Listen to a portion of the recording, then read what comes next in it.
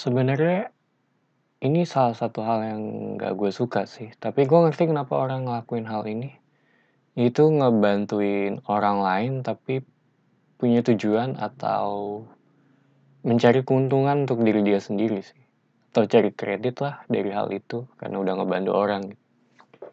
Ini yang jadi keresahan gue ketika dia ngebantu tapi ada tujuan lain. Dan punya ekspektasi bahwa kedepannya dia bakal balik ngebantuin lu. Kalau kayak gini kan jatuhnya kayak investasi kebaikan ya, yang mungkin suatu saat bakal bisa aja ditagih karena udah pernah ngebantu. Atau sih kalau kayak gini kan kalau menurut gue ya, menurut opini gue, ini jatuhnya jadi kayak lu ngebantu orang lain tapi untuk keuntungan diri lu sendiri gitu. Dan mungkin bisa juga sih orang yang ini juga nggak punya cara lain untuk ngambil bantuan lu. Dan cuma kan jatuhnya kayak siapa yang lebih diuntungin gitu, dan kayak jebakan juga. Tapi ketika di luar itu semua ya, ketika lu copotin semua atribut itu gitu, pahala dan lain-lainnya gitu, apakah lu masih mau ngebantu orang? Kalau emang tujuannya untuk nolong ya. Gue inget dengan salah satu quote dari serial TV True Detective. Ada satu karakter namanya Rasco. Karakter yang menurut gue cukup unik ya di TV. Dia pernah bilang kurang lebih kayak gini quote-nya gitu. If the only thing keeping a person decent is the expectation of divine reward, then brother that person is a piece of shit.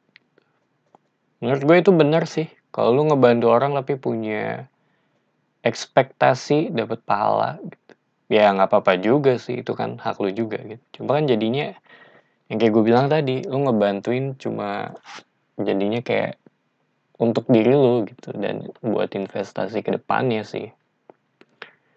Yang gue penasaran adalah ketika aturannya dibalik gitu, ketika lu ngebantu orang gitu tapi lu nggak dapet poin gitu atau pahala atas kebaikan lu gitu, dan gak diketahuin orang juga, tapi lu tetap mau ngelakuin atau enggak sih. Atau kalau menurut gue yang lebih gila lagi ya, ini berandai-andai sih. Kalau lu ngebantuin orang tapi tindakan lu dihitung dosa.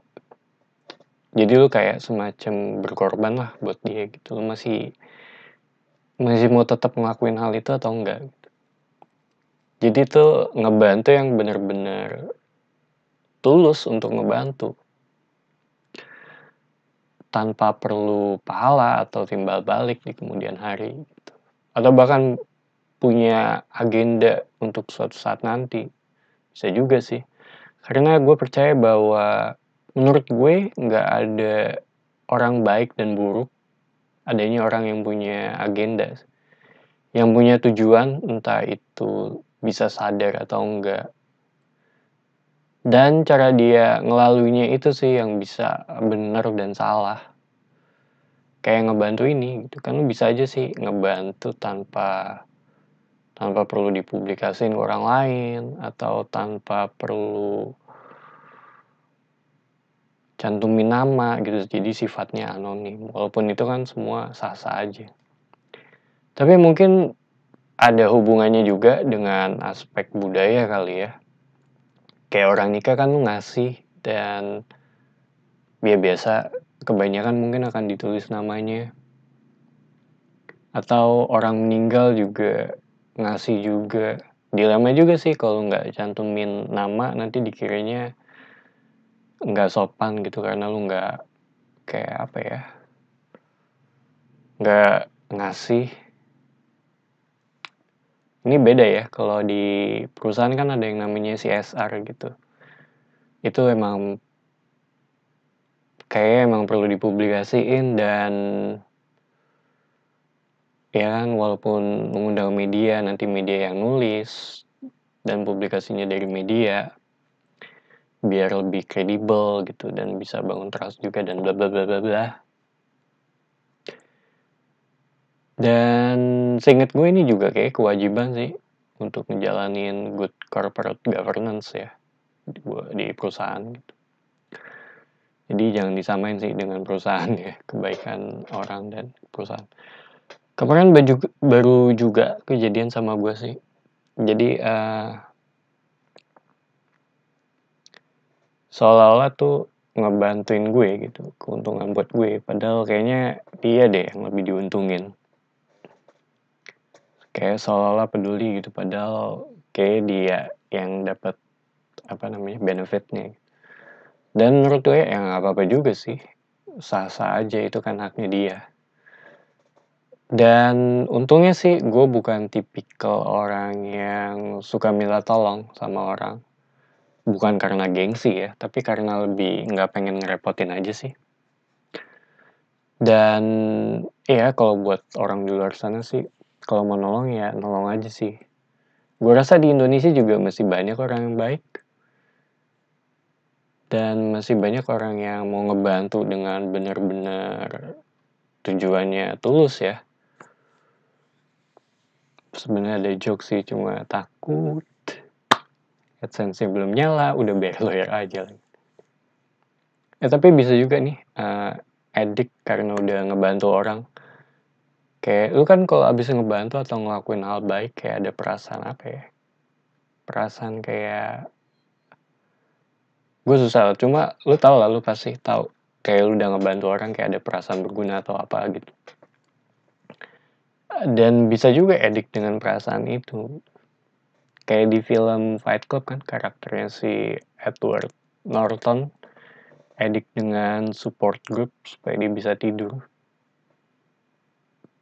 Sebenarnya masih banyak sih hal-hal yang cukup wow atau cukup gila lah yang menurut gue ada dan terjadi di luar sana gitu. Soalnya manusia itu salah satu makhluk yang punya beban berat karena kita punya kesadaran gitu. Dan buat gue ini bisa jadi kayak kutukan sih. Kayak kita sadar bahwa kita akan kehilangan orang yang kita sayang satu persatu, cepat atau lambat. Dan kita juga satu-satunya makhluk hidup yang sadar bahwa kita akan meninggal sejak awal, bahkan sejak kecil. Tapi ngomongin tentang tontonan yang tadi, nggak patah sih sebenarnya. Gue pernah nonton ini, gue liat kayak klipnya di YouTube sih, yang ngebayarin belanjaan orang lain di minimarket. Itu juga nice. Terus gue nggak tahu sih itu settingan atau bukan ya. Terus ada juga yang ini, gue pernah baca dia ngebayarin biaya tol buat mobil belakangnya.